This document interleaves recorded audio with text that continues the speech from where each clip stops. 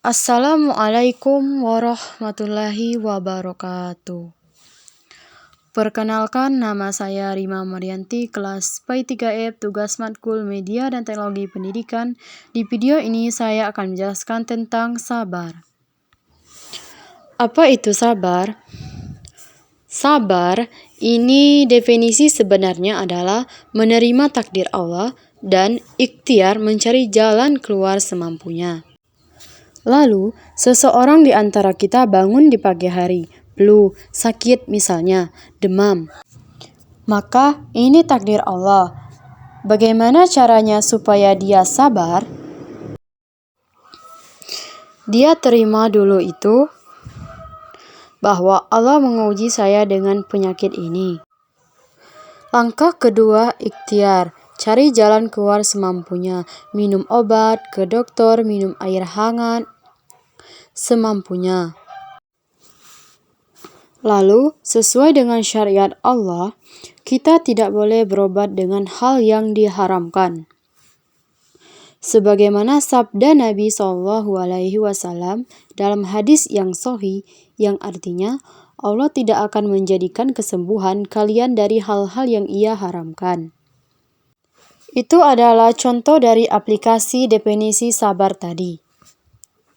Salah satu perangkat di dalam agama Islam yang sangat ampuh dan kuat untuk digunakan dalam roda kehidupan di muka bumi ini. Tentu ada banyak ya. Perangkat-perangkat yang Allah siapkan, tawakal, menyerahkan urusan kepada Allah, sabar, yakin, ikhlas, banyak. Tapi kita sedang membahas bab sabar ini. Dalilnya, kalau Allah yang Maha Suci dan Maha Pemurah memerintahkan kita untuk bersabar, yang pertama adalah surah Al-Imran ayat 200 yang berbunyi, A'udzu billahi minasyaitonir rajim. Bismillahirrahmanirrahim. Ya ayyuhalladzina amanu isbiru wasabiru warabitu wattaqullaha la'allakum tuflihun. Tentu ada lanjutan ayat ini, tapi saksi bahasa di angka toleransi Imam Nawawi rahimahullah sampai di sini.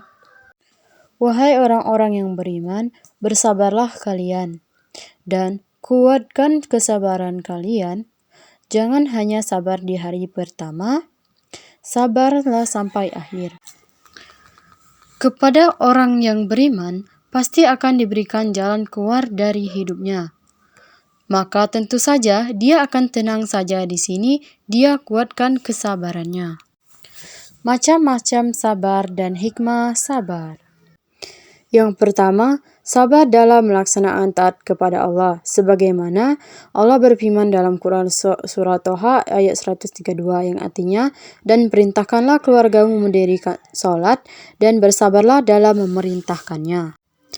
Dalam ayat ini disebutkan perintah sabar dalam melaksanakan taat, yaitu seorang suami harus bersabar dalam memerintahkan istrinya untuk mengerjakan sholat. Memang seperti itulah tugas seorang suami. Ia harus bisa memimpin bahtera rumah tangganya dan memerintahkan keluarganya untuk melakukan kebaikan.